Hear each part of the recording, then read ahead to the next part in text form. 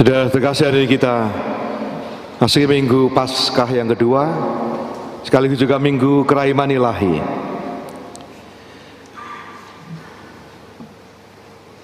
Paus Fransiskus dalam karya penggembalaannya, masa pontifikalnya, ya tahun ini tahun ke-11,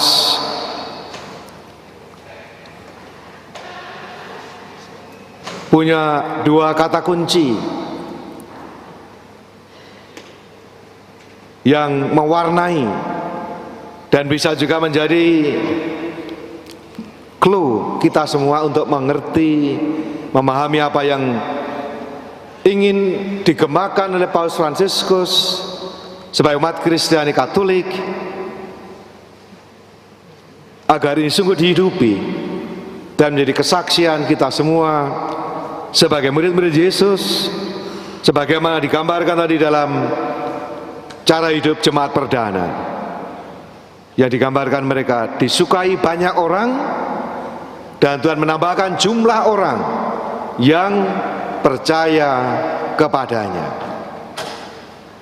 Ingin agar umat Kristiani Katolik sungguh menampakkan kesaksian hidup yang membuat disukai banyak orang, dan Tuhan menambahkan jumlah orang yang percaya. Dua kata kunci itu adalah sukacita dan belas kasih.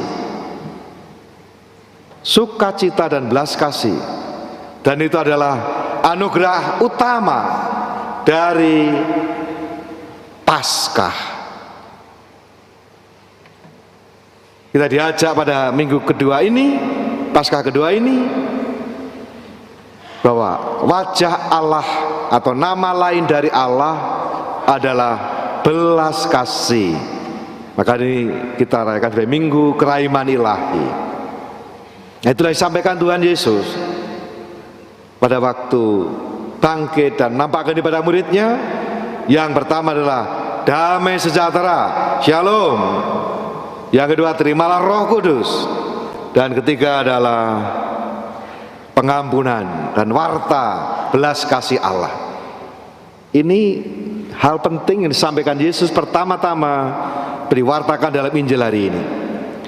Dan kalau kita melihat laporan, baru keluar laporan dari statistik dari Gereja Katolik yang dikeluarkan resmi oleh Vatikan, bahwa jumlah orang Katolik, bukan orang Kristiani, orang Kristiani lebih banyak lagi, orang Katolik, Roma Katolik di bawah kepemimpinan Paus Fransiskus, jumlahnya ya meningkat dari 1,7 miliar menjadi 1,39, ya naik 1%. Dan yang menarik itu terjadi di Asia, terutama yang cukup besar, Afrika, dan mungkin mengejutkan Amerika Serikat. Pertumbuhan orang yang percaya kepada Yesus. Karena apa? Moga-moga karena berkat kesaksian hidup dari murid-murid Yesus. Maka Paus ingin menggemakan lagi, karena salah satu ciri penting yang boleh dikatakan sebagai penanda bahwa kita murid Yesus apa? Ya dua itu kalau menurut Paus Fransiskus: sukacita dan belas kasih, bela rasa.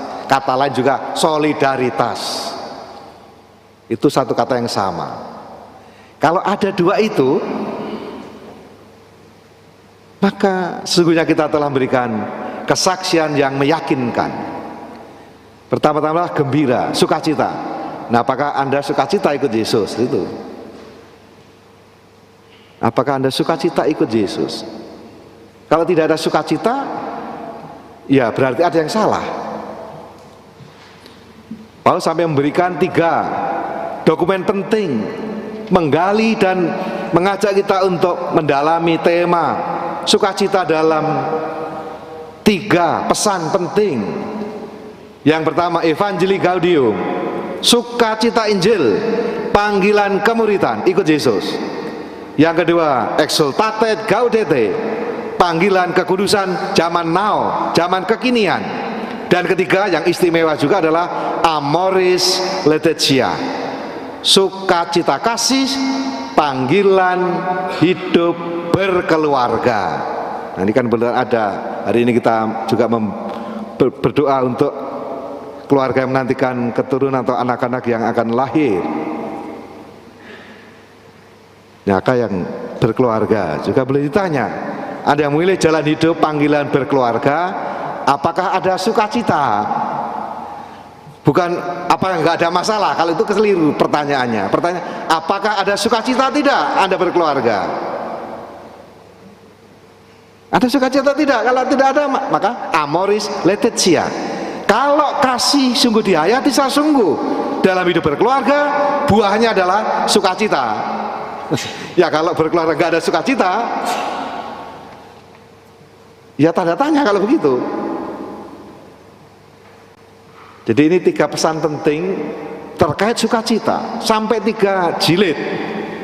1, panggilan kita ikut Yesus. Pertanyaannya, apakah Anda bahagia, gembira, sukacita ikut Yesus?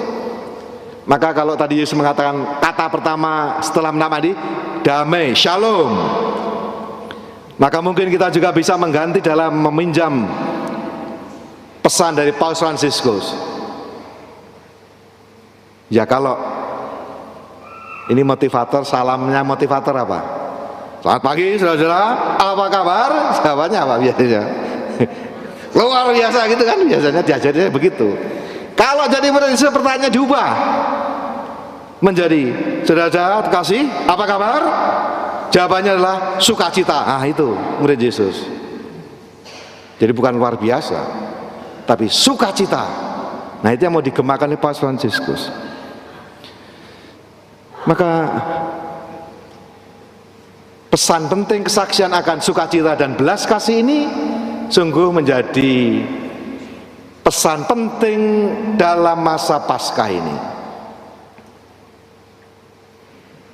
Yang kedua, kita diingatkan tadi melalui bacaan hari ini untuk hadir dan menghormati, memuliakan hari Minggu. Kita lihat tadi dalam bacaan Injil, jemaat perdana punya kebiasaan berkumpul, dan berkumpul pada hari apa? Hari Minggu. Tadi Thomas sempat absen, maka nggak ngalami Yesus yang bangkit.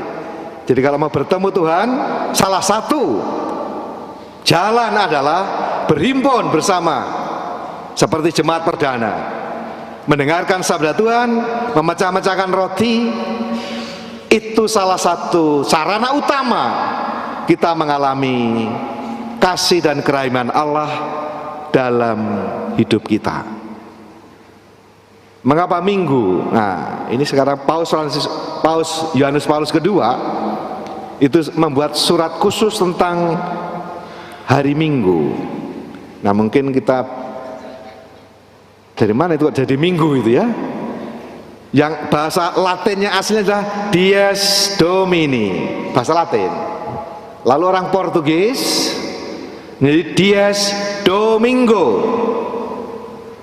Terdengar oleh telinga kita orang-orang Melayu dan orang-orang Asia ini menjadi Domingo. Akhirnya berproses jadinya donya hilang jadi Minggu. Nah, itu riwayatnya. Mengapa di Dies Dominica, Dies Domini, Dies Domingo menjadi Minggu?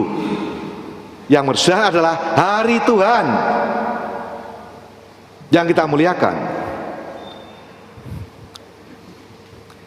Nah, sekarang kan sudah ada perubahan lagi ya. Ada yang pakai Minggu, tapi ada yang pakai Ahad. Ahad itu bahasa Arab yang berarti hari pertama. Yaitu, tapi bagi kita orang Kristiani ya hari Minggu, karena itu adalah hari Tuhan. Dan Paulus mengatakan ada beberapa makna dari hari Minggu. Pertama adalah Dies Domini, hari Tuhan. Kita ingat bahwa kuduskanlah, perintah gereja ada 5 ya, salah satu kuduskanlah hari Tuhan, hari Minggu, di mana kita diajak untuk mensyukuri sebagaimana Allah dalam kisah penciptaan pada hari ke-7 istirahat. Maka itu diajari ya, kerja bagus, tapi juga perlu istirahat. Istirahat itu perlu. Maka kalau dalam malam Paskah yang nggak boleh apa? Hiburan yang tidak sehat, kan yang nggak boleh ya. Tapi Anda liburan, dan liburan yang sehat boleh dan wajib malahan. Kalau Anda ingin imbang dan sehat hidup Anda, tidak hanya kerja, tapi juga menikmati hasil kerja Anda secara sehat. Nah, itu yang penting. Dalam janji baptis yang nggak boleh apa? Hiburan yang tidak sehat. Tapi hiburan dan liburan yang sehat, silahkan. Kenapa enggak? Maka kita diajari untuk juga yang kedua adalah Dies Christi, hari Kristus. Kenapa? Yesus bangkit pada hari Minggu. Maka Minggu selalu menjadi hari istimewa bagi kita semua. Tuhan bangkit, Kristus bangkit. Juga adalah Dies Ecclesiae, hari gereja. Kita merayakan Ekaristi, merayakan persekutuan, persaudaraan. Dan karena Anda hadir, maka jadilah gereja. Nah, gereja pertama-tama bukan gedung. Gereja adalah persekutuan umat beriman. Jadi kalaupun nggak punya gereja, gedung, tapi kalau murid Yesus berhimpun, bersekutu, maka jadilah gereja. Komunio. Maka tandanya apa? Tandanya kita terima komuni, komunio. Kita menjadi satu sama lain dan bersatu juga dengan Tuhan. Dan juga adalah hari di mana kita diajak untuk Dies Hominis. Hari kita menjadi manusia yang wajar, manusia yang imbang. Kalau juga ada istirahat. Kita manusia bukan mesin, bukan robot. Mesin itu akan muter terus sampai apa? Sampai ada trouble, sampai ada masalah. Baru nanti diturunkan, ada istilah turun mesin ya. Kalau jalan terus ya jalan terus saja. Kita bukanlah mesin, bukan robot. Kalau begitu ya nanti sampai dipakai semuanya, lalu kalau rusak ya baru tuh masuk rumah sakit. Udah istirahatnya rumah sakit. Tidak perlu begitu ya, banyak orang menjadi terlalu keras bekerja tapi lupa istirahat. Jadi kita diingatkan bahwa mesti ada saat jeda untuk keluarga, waktu untuk keluarga, waktu untuk sosialisasi dengan masyarakat, waktu untuk bertetangga, waktu juga untuk beraktivitas sebagai manusia dengan kegiatan-kegiatan yang positif. Jadi gunakanlah, kita diberikan kesempatan. Maka Dies Hominis, kita menjadi manusiawi karena kita bukan robot, kita bukan mesin. Kita juga ada saat memulihkan energi kita untuk aktivitas berikutnya. Nah, ini saya kira Paus Yohanes Paulus kedua mengingatkan pentingnya hari Minggu bagi kita sebagai orang Kristiani. Dan yang ketiga, kita diingatkan pada hari ini melalui bacaan hari ini bagaimana para murid yang perdana, cara hidup jemaat perdana digambarkan, yaitu mereka berhimpun, bersekutu, berdoa, membagikan roti, dan saling berbagi sehingga tidak ada yang berkekurangan. Tidak ada yang berkekurangan karena mereka masing-masing mengambil sesuai kebutuhannya. Ini penting ini. Saling berbagi, solidaritas. Kalau tema besar kita solidaritas, bela rasa. Contoh penting bagi semangat bela rasa kerahiman adalah kalau kita juga berbagi. Tidak sebaliknya, yaitu serakah. Maka Ekaristi adalah salah satu yang membentengi kita, yang memagari kita, antivirus terhadap namanya keserakahan. Kalau keserakahan itu nggak ada obatnya, bablas terus itu. Tapi kita setiap kali diingatkan oleh Ekaristi untuk bersyukur dan berbagi, sehingga tidak ada yang berkekurangan. Maka Paus itu sangat keras terhadap yang namanya korupsi. Ini kebetulan ada yang sedang hamil ya. Paus mengatakan yang menarik ini. Dikatakan bahwa jangan cekoi anak-anakmu dengan roti hasil korupsi, karena kamu telah merusak jiwanya, merusak rohnya. Luar biasa. Jadi jangan sampai hasil roti hasil korupsi itu merusak bukan hanya jiwanya, tapi juga rohnya. Karena manusia dalam paham Kristiani terdiri dari badan dikasih makan, fisik, tapi juga jiwa. Tolong baik-baik yang dalam kandungan itu, sejak di dalam kandungan merasa diterima, disayang, diharapkan.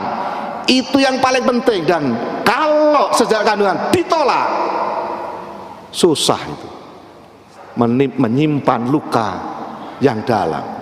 Maka memberi suasana diterima, disayang, diharapkan itu penting dijaga dalam masa kehamilan dan nanti kelahiran. Yang ketiga roh, maka diberi asupan juga roh.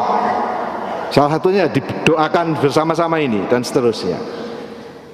Dan Paus mengatakan ini kejahatan yang luar biasa. Banyak orang bisa ditolong, banyak orang bisa makan, banyak orang bisa sejahtera kalau saja hak dari mereka yang miskin, mereka yang menderita itu diberikan dan tidak dikorupsi. Keras.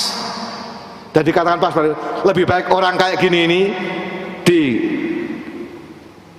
dikalungin batu penggilingan dan lalu dilemparkan ke laut, tenggelamkan saja. Jahat ini. Ini sebabnya kalau orang tidak ada belas kasih, tidak ada bela rasa, tidak ada solidaritas, hanya mikir diri sendiri, tak peduli orang lain.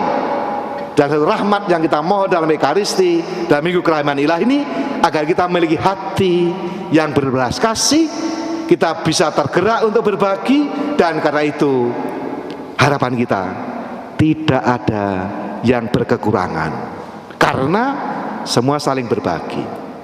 Jangan sampai ada yang mati kelaparan, satunya mati kekenyangan. Jangan sampai terjadi dalam komunitas Kristiani. Semoga belas kasih Tuhan yang kita alami menggerakkan kita juga pada gilirannya berbela rasa, bersolidaritas, berbelas kasih kepada sesama. Dan itu diajarkan sejak usia dini.